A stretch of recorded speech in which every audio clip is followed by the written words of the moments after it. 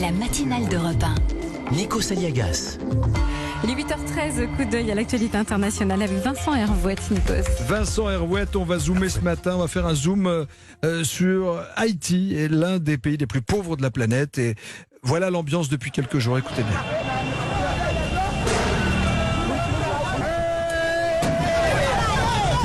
Scène de violence, manifestation contre la pauvreté, les Haïtiens n'en peuvent plus et ils demandent le départ du président Jovenel Moïse.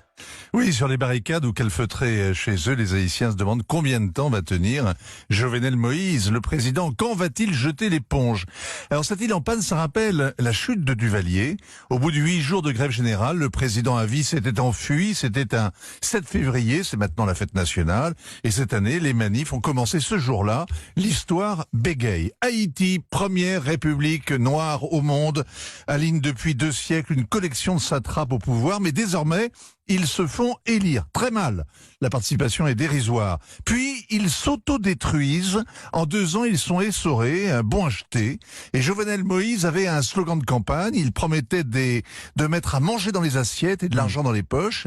Eh bien, les Haïtiens sont restés sur leur faim. Et ils sont devenus enragés en découvrant que leur président s'en était mis plein les poches. C'est le scandale Petro-Caribé. Ce sont 2,5 milliards de dollars qui sont volatilisés dans la oui, c'est l'aide que versait le Venezuela d'Hugo Chavez pour financer des programmes sociaux.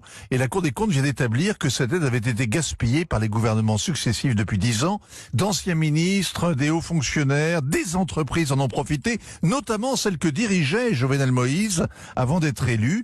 Un contrat sans appel d'offres et une route qui a été payée 4 fois.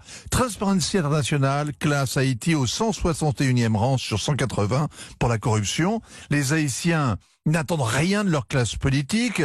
Quand ils ne sont pas contents, ils n'enfilent pas de gilets jaunes. Ils prennent leur machette et ils bloquent le carrefour. Ils crient contre les nantis, contre les métis, ceux qui vivent aux frais sur les hauteurs de Port-au-Prince. Ils mettent en grève un pays qui est plein de chômeurs, ils obligent à jeûner des gens qui ont faim toute l'année. Alors depuis une semaine, des prisonniers sont évadés, la police a tué des manifestants, des magasins sont pillés, l'électricité est coupée. L'essence commence à manquer, on manque surtout d'espoir. La rue, les sénateurs, les ministres, l'église, le patronat réclament le départ du président. C'est une révolution, mais à quoi bon quand l'État est si faible? Jovenel Moïse se tait et se cache, pas un mot depuis 8 jours. Il attend sans doute que la France ou les Américains lui envoient un avion. Pour s'enfuir, il évitera de prendre la route. Elle ne mène nulle part.